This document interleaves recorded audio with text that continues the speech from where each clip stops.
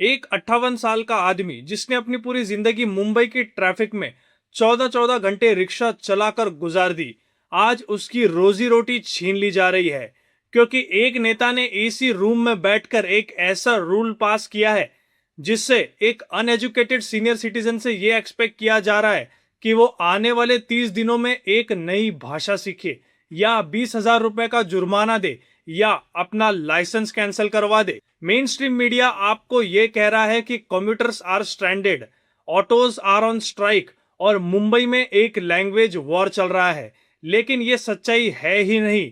असल में ये लड़ाई भाषा की नहीं है, ये एक टेक्स्ट बुक पॉलिटिकल मूव है जिसमें कॉमन कम्यूटर्स और डेली वेज अर्नर्स को कोलेटरल डैमेज बना दिया गया है।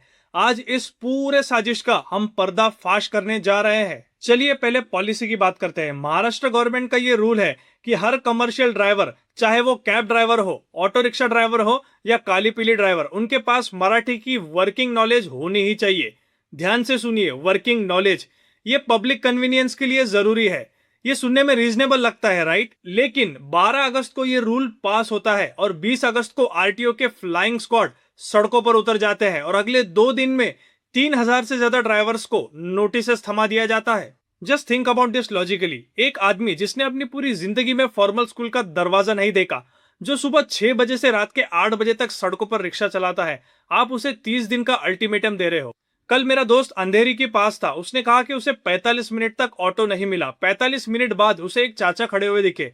जब वो जाके उनसे बात करने लगा तो उसने देखा कि उनके आंखों में गुस्सा नहीं, खौफ था। उन्होंने बस उससे ये कहा कि भैया, अगर हम पढ़े लिखे होते तो क्या हम रिक्शा चला रहे होते? अब इस उम्र में क्या हम एग्जाम देने जाए या अपना घर चलाए? एक्चुअली ये उनका फेलियर है ही नहीं, ये उस सिस्टम का फेलियर है जो दशकों से इन माइग्रेंट वर्कर के साथ मिलकर मुंबई की लाइफलाइन को चलाते आए हैं और आज इन्हीं माइग्रेंट वर्कर्स को विलन बनाकर खड़ा कर दिया गया है। अब जरा इस बात को गौर से समझिए।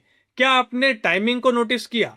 2017 में बॉम्बे हाईकोर्ट ने स्टेट गवर्नमेंट के इस लैंग्वेज मैंडेट अटेम्प्ट को खारिज कर दिया था, तो फिर आज अचानक इतने सालों बाद ये इशू इतना अर्जेंट कैसे बन गया है? सच बात यह है कि हर पॉलिटिकल पार्टी को मराठी की लोकल आइडेंटिटी का रक्षक बनना है। एक साइड है जो स्ट्रिक्ट एनफोर्समेंट का क्रेडिट लेना चाहती है, दूसरी साइड है जो बाइक टैक्सीज के खिलाफ स्टैंड लेकर ऑटो यूनियंस को अपीस करना चाहती है, और तीसरी साइड है जो दिल्ली में बैठकर स्टेटमेंट्स दे रही है। ये एक classic divide and distract model है।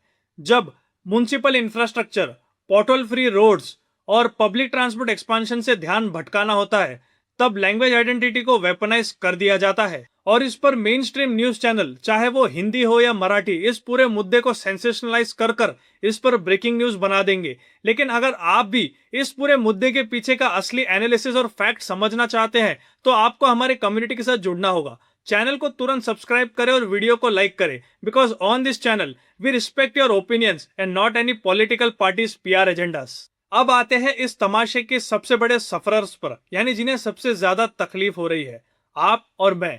स्ट्राइक के पहले दिन क्या हुआ? सब अर्बन में first and last mile connectivity ही टूट गई।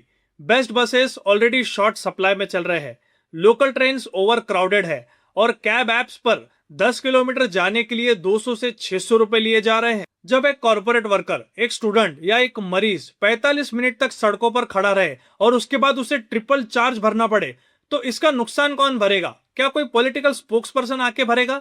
बिल्कुल नहीं, बिल हमें ही भरना पड़ता है। और सड़कों पर हमें क्या देखने मिल रहा है? कांदीवली में रोड ब्लॉक्स लगे हैं। जो ड्राइवर रोजी रोटी के लिए अपना रिक्शा निकाल रहे हैं, उन्हें स्ट्राइक वाले फोर्स कर रहे हैं।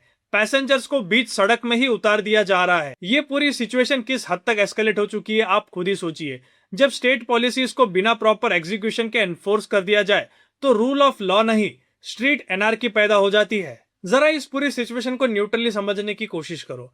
हर स्टेट की भाषा और कल्चर की रिस्पेक्ट होनी ही चाहिए, इसमें कोई शक नहीं। मुंबई में मराठी सीखना कम्यूट को और स्मूथ बनाता है और ज्यादातर ड्राइवर बेसिक मराठी कम्युनिकेशन करते भी है। लेकिन एक लैंग्वेज टेस्ट को पनिशमेंट, शो कॉस्ट नोटिसेस और लाइसेंस कैंसिलेशन की धार बना देना, ये गवर्नेंस नहीं, प्योर पॉलिटिक्स है। जब आप एक 60 साल के डेली वेज अर्नर के लाइवलीहुड को थ्रेट करते हो बिना उन्हें प्रैक्टिकल लर्निंग सिस्टम दिए, और दूसरी तरफ आप पूरे शहर के कम्यूटर्स को हॉस्टेज बनने के लिए छोड़ देते हो, तो आप रीजनल प्राइड प्रोटेक्ट नहीं कर रहे, आप एडमिनिस्ट्रेटिव इनकम्पिटेंस को छुपा रहे हो। अगली बार कोई नेता पब्लिक सर्विस के नाम पर ऐसा कोई नरेटिव सेट करे तो जरा एक बार सोचिएगा जरूर, who actually will pay the price.